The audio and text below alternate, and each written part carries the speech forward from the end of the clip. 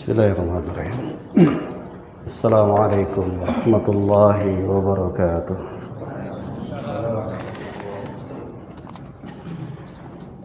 Innal hamdalillah nahmaduhu wa nasta'inuhu wa nastaghfiruh wa na'udzu billahi min shururi anfusina wa min sayyiati a'malina. Man yahdihillahu fala mudilla lahu wa man yudlil fala hadiya lahu. وأشهد أن لا إله إلا الله وحده لا شريك له وأشهد أن محمدا عبده ورسوله لا نبي ورسول بعده ثم أما بعد فإن أصدق الحديث كتاب الله وخير الهدي هدي محمد صلى الله عليه وسلم وشر الأمور محدثاتها وكل محدثة بدعة وكل بدعة ضلالة وكل ضلالة في النار. Ikhwani wa akhwati fid din, ma'asyiral muslimin rahimakumullah, kita bersyukur terlebih dahulu kepada Allah atas segala limpahan karunia dari segala kenikmatan yang Allah senantiasa berikan kepada kita, dari nikmat Islam, nikmat iman, dan juga diberikannya nikmat sehat walafiat sehingga kita bisa berkumpul kembali di masjid yang mulia ini dalam rangka menuntut ilmu syar'i. Adapun pertemuan kita yang berbahagia ini tetap masih menjelaskan dari sifat salat Nabi sallallahu alaihi wasallam, tapi kita mengkhususkan malam ini dengan membahas ahkamu qiyam Ramadan. Kita membahas tentang hukum fikih dari salat tarawih. Insyaallah pembahasan ini secara ringkas yang semoga Allah berikan kemudahan dan kita bisa menyelesaikannya, yang ana ambil dari sebuah risalah atau kitab yang ringkas, yaitu Ahkam Qiyam Ramadan yang ditulis oleh Fadilatul Syekh Ibrahim bin Abdullah Al-Mazru'i hafizahullah, yang mana kitab ini membahas seputar yaitu salat tarawih atau qiyam Ramadan. Adapun kita sebelum membahasnya, kita kirimkan terlebih dahulu salam dan salawat kepada junjungan baginda Nabi Muhammad sallallahu alaihi wasallam beserta keluarga dan juga para sahabat-sahabat beliau, dan juga kepada umat yang senantiasa istiqamah dalam menjalankan dan menegakkan sunnahnya. Naam, jemaah sekalian yang dirahmati dan dimuliakan Allah,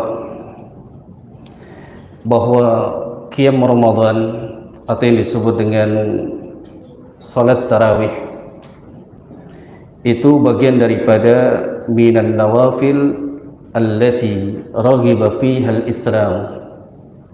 Itu hukumnya adalah sunnah.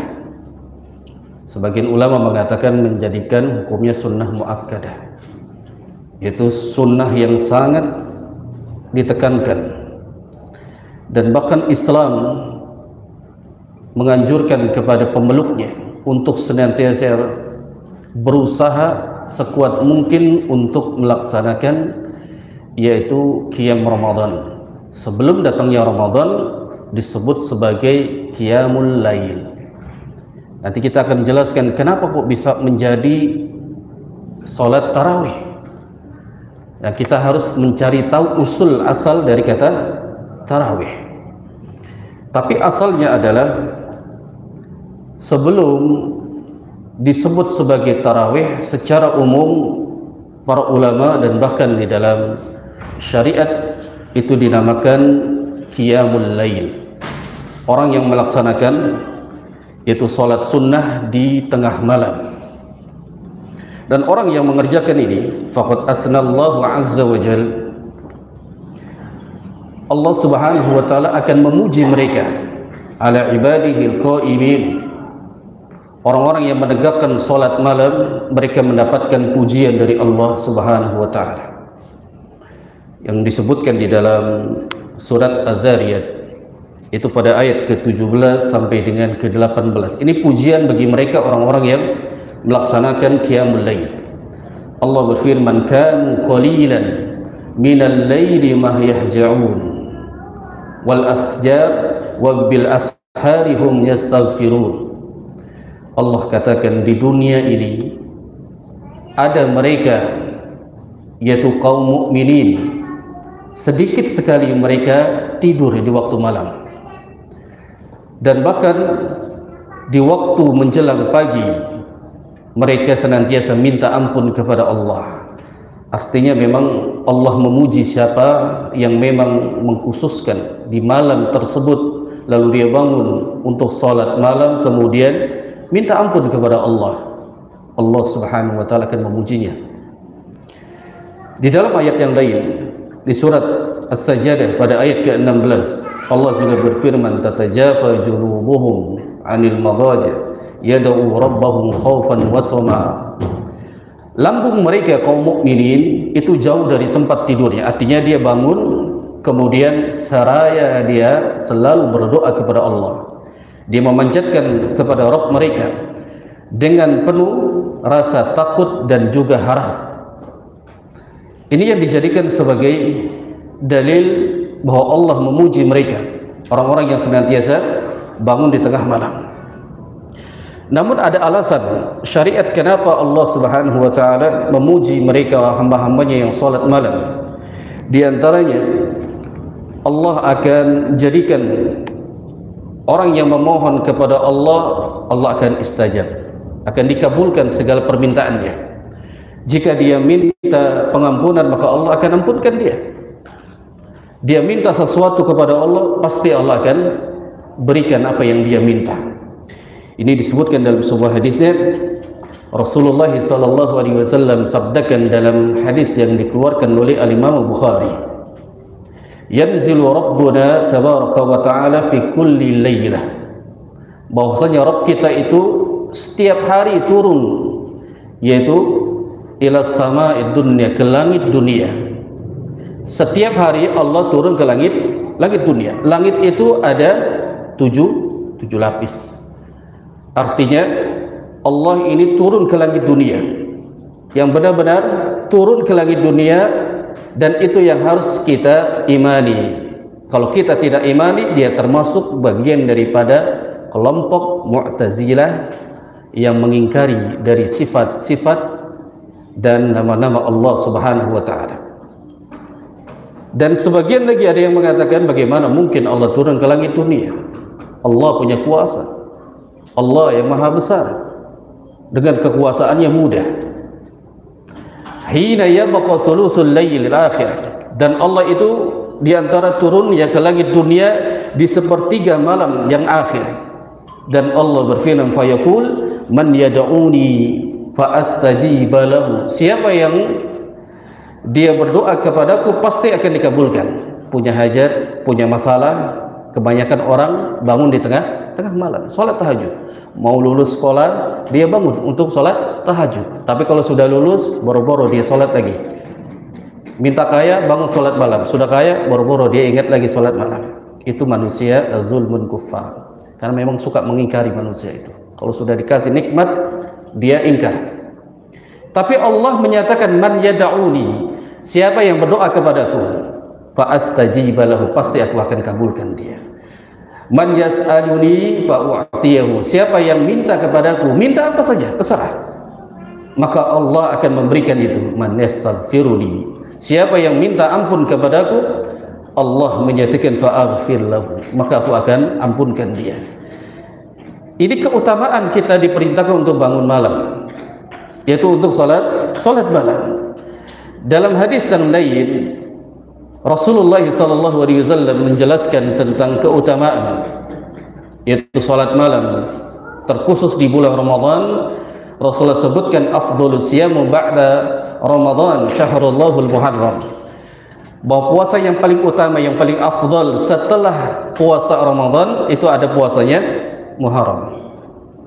Dan beliau mengatakan, wa afdhalus salat ba'dal fariidah salatul lail, Salat yang paling utama setelah salat yang 5 waktu adalah salat malam. Karena memang sedikit sekali orang yang melaksanakan salat malam, sedikit sekali. Karena itulah Allah memuji mereka, orang-orang yang senantiasa bangun di tengah malam kemudian menyisihkan waktu untuk bermunajat kepada Allah. Dan itu kebiasaannya orang-orang saleh terdahulu. Kebiasaannya orang-orang saleh terdahulu. Dan beliau juga sallallahu alaihi wasallam sabdakan dalam hadis yang lain dikeluarkan oleh Imam Abu Dawud, An-Nasai dan juga yang lain.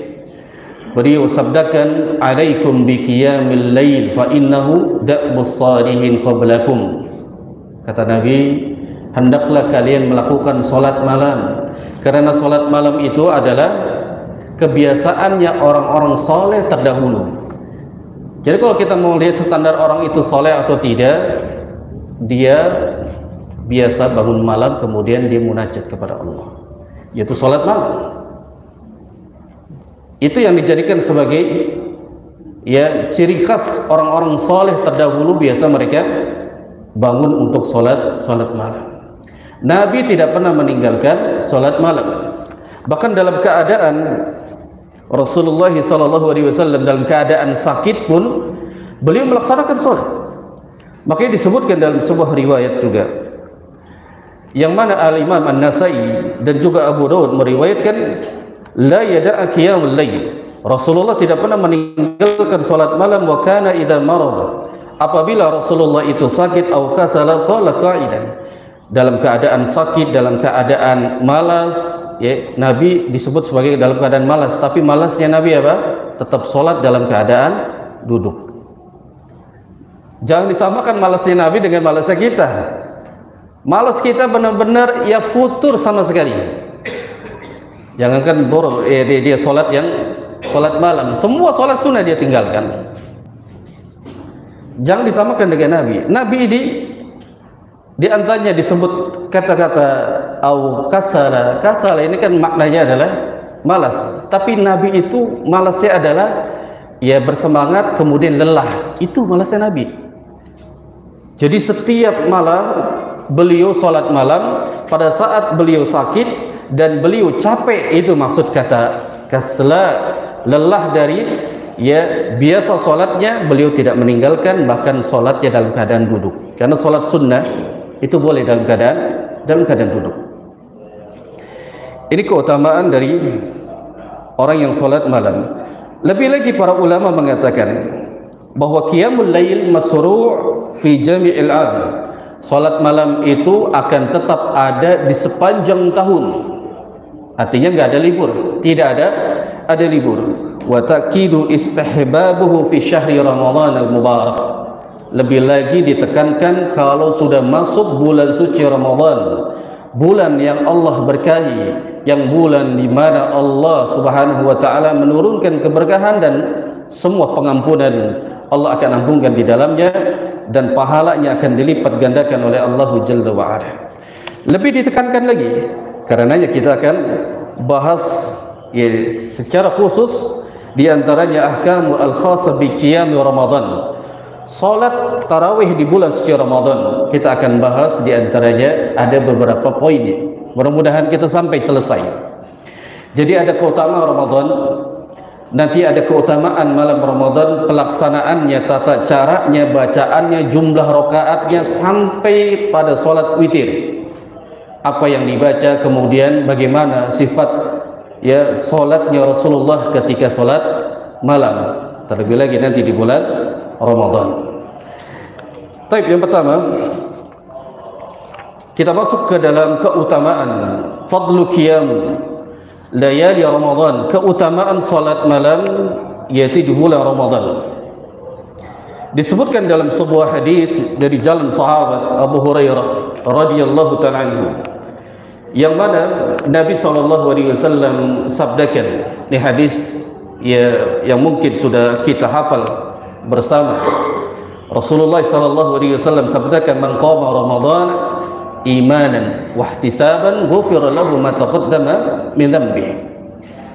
Barang siapa yang dia melaksanakan yaitu qiyam Ramadan, yaitu salat malam di bulan Ramadan, atau yang disebut dengan salat tarawih, penuh dengan keimanan, wahtisaban, penuh dengan mengharapkan ganjaran dari Allah, ghufira lahu ma taqaddama min dhanbi, kata Rasulullah sallallahu alaihi wasallam, maka dia akan diampunkan dosa-dosanya yaitu yang telah lalu. Kata Ibnu Hajar Asqalani rahimahullah bahwa yang diampunkan dosanya itu adalah dosa-dosa yang kecil selama dia meninggalkan dosa-dosa yang besar.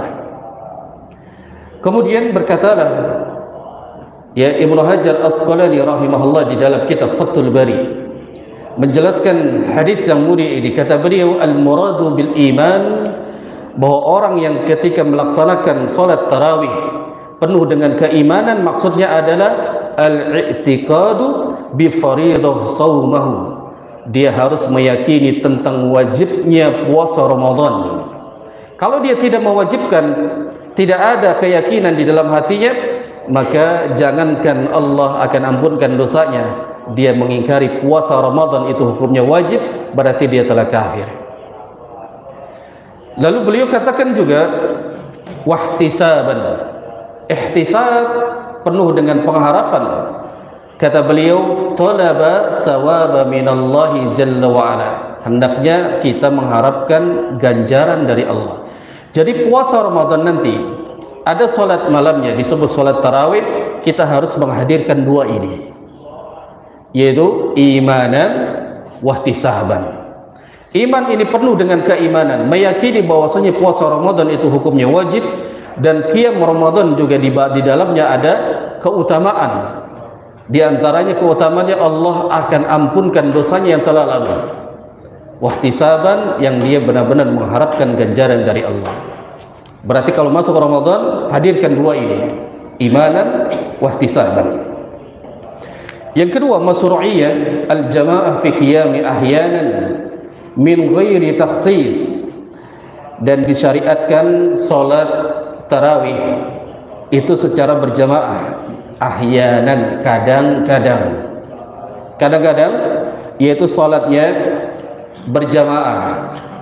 Disebutkan min ghairi takhsis, dan tidak mengkhususkan, maksudnya tidak mengkhususkan, yaitu dia harus berjamaah. Wa istihbabul jamaah, dan ternyata hukumnya diantara jamaah, ya salat tarawih itu hukumnya adalah mustahab, sunnah fi qiyami Ramadan, di bulan suci Ramadan. Kok bisa begitu? Karena hukum salat tarawih berjamaah itu hukumnya adalah mustahab. Akan tetapi para ulama, ajma'ul ulama, sepakat para ulama ala masyru'iyyatul jamaah fi qiyam Ramadan, disyariatkannya salat tarawih yaitu secara berjamaah. Ini ijma' di kalangan para ulama. Hadhihi salatul lati ta'rifu bi salatit tarawih, maka inilah yang disebut dengan salat tarawih. Asalnya salat malam itu dengan cara sendiri-sendiri. Salat malam itu kan secara sendiri. Tapi para ulama menganjurkan untuk salat tarawih secara berjamaah, terkhusus di bulan suci Ramadan, maka disebut sebagai tarawih. Wa hadhihi tasmiyatu 'indal mutaakhirin. Ternyata penamaan tarawih itu dikenal oleh ulama-ulama mutaakhirin, tidak dikenal dari ulama-ulama mutaqaddimin, tidak dikenal dari kalangan sahabat, tabi'in, tabi'ut wa tabi'in. Tidak ada yang mengenal namanya salat tarawih. Yang dikenal dari kalangan ya mutaqaddimin adalah salat malam, qiyamul lail. Nah, ternyata ulama-ulama mutaakhirin mereka menamai dengan salat tarawih. Ya, salat tarawih di antaranya wasammahan nasu bi salatit tarawih, dinamai dengan salat tarawih yani lamma ahaddatsu min istiraha. Di antaranya salat tarawih itu memiliki yang namanya istirahat. Akiba kullu ra'ataini au arba'a rakaat. Biasanya kalau sudah 2 rakaat atau 4 rakaat itu diselangi dengan istirahat. Ya, dari istirahat, dari kata itulah para ulama mutaakhirin dinamai dengan salat tarawih. Tarawih itu dari kata istirahat. Jadi setiap dilakukan 2 rakaat lalu dia istirahat sebentar, atau dia melakukannya 4 rakaat kemudian dia istirahat. Dan bahkan itu waktu kita sholat tarawih di Taif, ya jamaah di sana itu bisa digunakan untuk makan dan untuk ngopi. Itu lamanya sekitar setengah jam. Oh, bisa pulang pergi itu kalau rumahnya dekat. Memenuhi hajatnya dulu, dia mandi dulu, bisa itu. Bisa. Ya. Jadi waktu kita masih di sana itu, sholat di kampung-kampung masjid di Taif itu bisa sampai istirahatnya setengah jam. Karena itulah kebiasaan ulama-ulama mutaakhirin. Salat yang dijadikan sebagai salat 4 rakaat selesai istirahat. Dan para ulama mengatakan laisa 'alaiha nas wala qaulun sahabah. Tidak ada pun satu nas yang mengatakan salat tarawih disebutkan oleh para sahabat. Tidak ada satupun nas. Berarti penamaan tarawih tidak dikenal dari kalangan sahabat. Tabi'in tidak, tabi'ut tabi'in tidak dikenal, maka ulama-ulama setelahnya mutaakhirin mereka menamai dengan salat tarawih karena di setiap 2 rakaat atau 4 rakaatnya ada istirahat. Berarti ini apa? Kaifiyah nanti disebutkan di akhir pembahasan. Setiap 4 rakaat istirahat. Istirahat kemudian dia bisa diisi dengan waktu luangnya membaca Al-Quran, zikir. Nanti kita akan jelaskan. Artinya jamaah sekalian, ketika pada saat selesai dari 4 rakaat atau 2 rakaat, orang-orang yang ketika itu diisi dengan yaitu bermunajat kepada Allah. Ada yang berdoa kepada Allah, ada yang dijadikan zikir, baca Quran, atau dia ada yang dijadikan sebagai apa? Makan, ngopi, enggak masalah. Ya, intinya istirahat di situ adalah bebas, dia istirahat. Tapi kalau dia menggunakan waktu-waktu luang di situ untuk ibadah, maka itu adalah yang paling utama, karena setiap ibadah akan dilipat gandakan ya di malam Ramadan atau di bulan Ramadan akan dilipat gandakan. Jadi itu diantara hukum ya salat tarawih, nama penamaan dari salat tarawih. Kemudian jamaah sekalian rahimakumullah, di antara ini disyariatkan ya qiyam Ramadan atau salat tarawih secara berjamaah. Ini berdasarkan persetujuan dari Rasulullah sallallahu alaihi wasallam. Berarti telah disetujukan oleh Nabi. Sebagaimana sebuah hadis datang dari sahabat Sa'labah bin Abu Malik, yang beliau berkata Rasulullah itu pada saat itu keluar pada satu malam di bulan Ramadan, yang kemudian beliau keluar melihat orang-orang di pojokan mereka sholat masing-masing. Ini awal-awal ya sholat di malam qiyam Ramadan. Kemudian disampaikanlah oleh beliau sahabat Ubay bin Ka'ab bersama mereka untuk mengikuti sholatnya. Artinya lalu beliau bersabda qad ahsanu, mereka telah berbuat baik. Artinya dijadikan satu imam, kemudian yang lain mengikuti berjamaah dengan sahabat Ubay. Nah, dari hadis ini disebutkan kata para ulama bahwa di situ ya para sahabat diperintahkan untuk melaksanakan secara berjamaah, dan Nabi juga pernah melakukannya selama tiga malam. Rasulullah SAW pada saat ia keluar kemudian diikutilah oleh para sahabat, itu salat secara berjamaah selama tiga malam, dan Nabi tidak keluar di hari yang keempatnya. Karena apa? Khawatir diwajibkan atas mereka para sahabat. Karena kesahabat ini getol orang yang mengamalkan sunnah. Jangankan ada contoh dan ada perintah, tidak ada perintah saja tidak diwajibkan untuk diikuti, amal sahabat itu dilakukan. Dan banyak di dalam kitab sirah Rasulullah SAW itu jalannya diikuti oleh sahabat. Padahal tidak diperintahkan ikutilah jalanku, tidak. Tapi sahabat sangat giginya mengikuti sunnah sampai jalan beliau diikuti. Ya, sampai diikuti. Artinya Rasulullah pernah melakukannya selama 3 malam.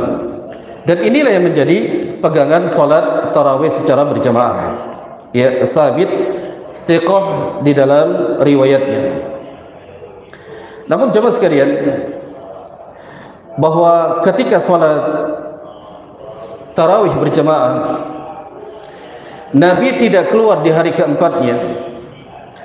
Ini diantaranya walasaq anna hadhihi al-khasyah qad zalat biwafatihi sallallahu alaihi wasallam. Bukan karena beliau itu ragu, tapi karena khawatir diwajibkan. Akhirnya ketika wafatnya beliau, maka tetaplah para ulama menjadikan salat berjamaah salat tarawih secara berjamaah itu diambil dan dijadikan sebagai dalil para sahabat meneruskan salat tarawih berjamaah setelah sepeninggalan Nabi sallallahu alaihi wasallam. Itu yang berjamaah. Tapi kita masuk yang ketiga. Yang ketiga ini, halil afdalu an yusalli qiyam Ramadan fi jamaah aw furada ba'idan 'anil nas. Syekh Ibrahim Al-Mazrawi hafizahullah mengatakan, apakah salat tarawih itu afdalnya berjamaah atau sendiri? Ya, namanya kita ini hukum tarawih, berarti di situ ada dibahas secara fikihnya. Apakah berjamaah atau sendiri? Minal ulama, sebagian ulama mengatakan, man qala anna afdala an yusalliya qiyam Ramadan fil masjidi ma'al jamaah. Sebagian ulama mengatakan bahwa hukum salat tarawih berjamaah itu adalah yang paling utama, berjamaahnya di masjid. Ingat, berjamaahnya di masjid berdasarkan sebuah hadis yang datang riwayat dari Al-Imam Abu Dawud. Beliau sallallahu alaihi wasallam bersabda, man qama ma'al imam hatta yansarifa kutiba lahu qiyamul lailah. Barang siapa yang salat bersama imam hingga selesai, maka ditulislah baginya yaitu salat semalaman suntuk bersama imam. Dengan dalil inilah para ulama mengatakan hendaknya yang lebih utama dia salat berjamaah bersama imam di masjid. Al-Imam Abu Dawud ketika itu berkata kepada Al-Imam Ahmad, qala Abu Dawud fi masail, bertanya kepada Al-Imam Ahmad, sami'tu Ahmad qila lahu, aku berkata kepada Al-Imam Ahmad. Di antaranya Al-Imam Ahmad ditanya oleh Abu Dawud, yu'jibuka an yusalli ar-rajulu ma'an nas fi Ramadan aw wahdah? Apa pendapatmu seseorang ketika salat tarawih, apakah dia bersama manusia yang lain secara berjamaah atau dia sendirian? Jawaban Al-Imam Ahmad, qala yusalli ma'an nas. Salat berjamaah dengan kaum muslimin yang lain itu adalah lebih yang dicintai dan lebih utama. Wa sami'tuhu yaqulu aidan, dan juga aku mendengar Al-Imam Ahmad mengatakan, yu'jibuni an yusalli ma'al imam wa yutiru ma'ahu, dan aku lebih suka dan lebih utama seseorang salat berjamaah bersama imam sampai dia selesaikan dari salat witirnya. Kan ada orang yang sholat tarawih ketika witir dia mundur. Pernah dialami? Witirnya mundur, berarti dia tidak mendapatkan keutamaan sholat semalaman suntuk bersama imam. Jadi hendaknya apa? Hendaknya diselesaikan, dan itu ucapan dari Al-Imam Ahmad. Makanya Syekh Al-Albani rahimahullah mengatakan, wa tasyri'ul jamaah, disyariatkan yang untuk salat berjamaah fi qiyam Ramadan, yaitu di malam Ramadan, yaitu salat tarawih, bal huwa afdalu minal infirad, dan bahkan itu lebih utama daripada salat yang sendiri. Dalil yang diantaranya liiqamatin Nabi sallallahu alaihi wasallam laha binafsi. Rasulullah itu melakukannya sendiri, yaitu secara berjamaah selama 3 malam itu dilakukan oleh para sahabatnya. Akan tetapi Nabi tidak keluar di hari keempat dengan alasan apa? Takut diwajibkan oleh para sahabat, makanya Nabi tidak keluar. Setelah wafatnya Nabi, maka tetaplah para sahabat mereka melakukannya secara berjamaah. Jadi itu yang lebih utama. Wa inna ma lam yakun bihim baqiyatu syahru khasiyati an tufradu alaihi salatul layl. Artinya Rasulullah itu tidak melakukan sampai akhir karena khawatir dijadikan wajib oleh para sahabat. Wa minal ulama, akan tetapi sebagian ulama lagi mengatakan annal afdal an yusalli qiyamu furada ba'idan anin nas.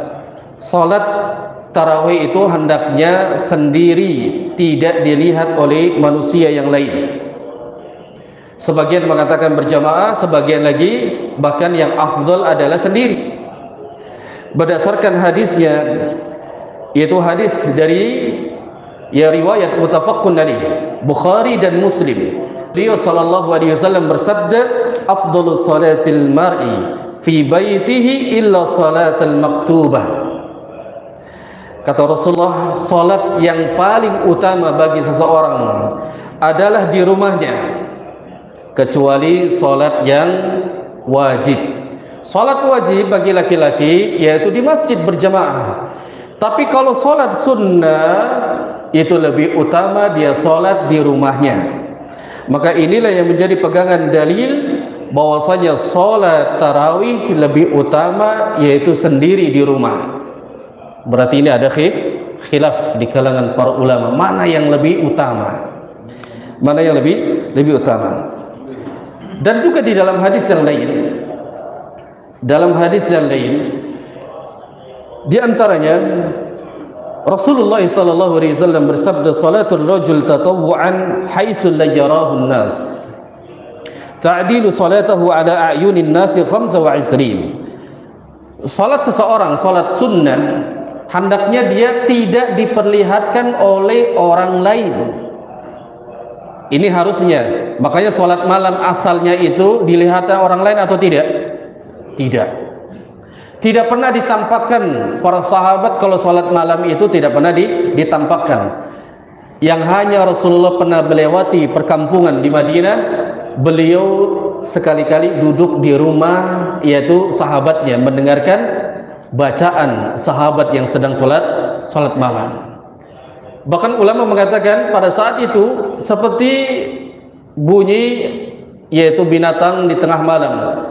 Ya, jangkrik seperti itu bunyi binatang-binatang saling saut menyaut. Itu para sahabat tidak pernah ditampakkan. Mungkin kalau kita itu lagi sholat malam baru bikin status, aduh lelahnya sedang sholat malam. Dia foto Al-Qur'annya, mushafnya, dia foto jamnya 1:30. Untuk apa itu? Kalau bukan untuk diketahui oleh manusia yang lain. Makanya susah untuk menyembunyikan amal saleh itu sulit. Pasti akan mendapatkan godaan untuk senantiasa ingin dilihat oleh manusia. Dan asalnya ini sebagai dalil lah, salat sunnah itu tidak diperlihatkan oleh orang lain. Makanya itu yang lebih utama.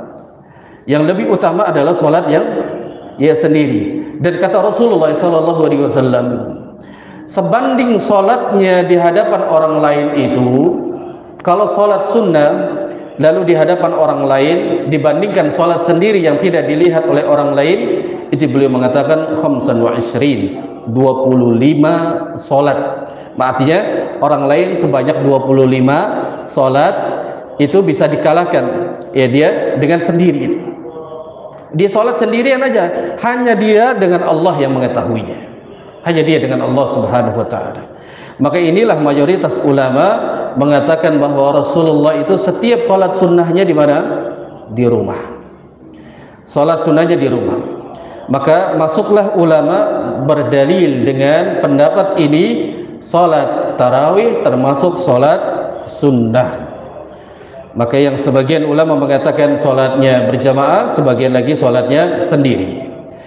Sementara kaum muslimin ketika didapati di zaman yaitu Umar, yaitu bin Khattab radhiyallahu taala anhu, di zaman Umar pada saat itu tidak ada orang yang sholat tarawih di rumah.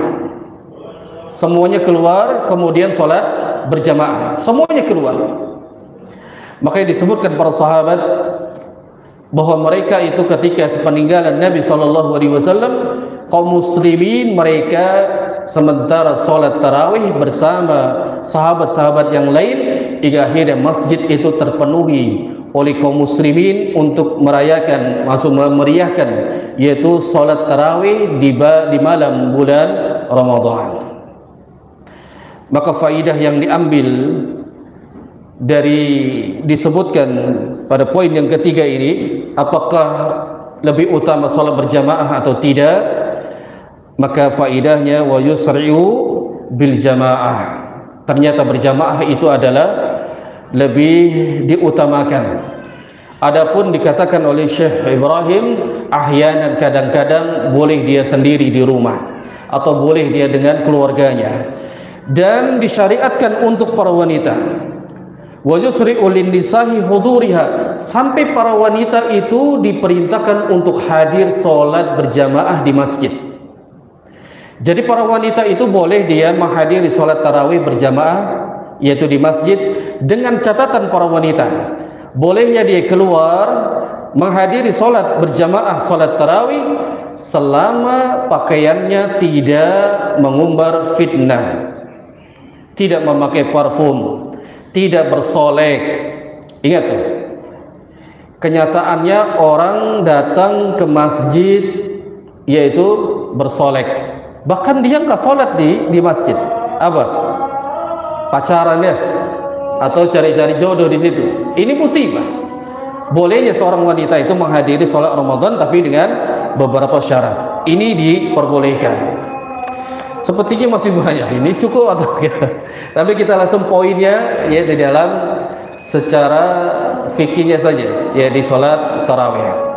Wallahu a'lam. Kita lanjutkan di setelah sholat isya berjamaah. Aku qouli wa astaghfirullah li wa lakum.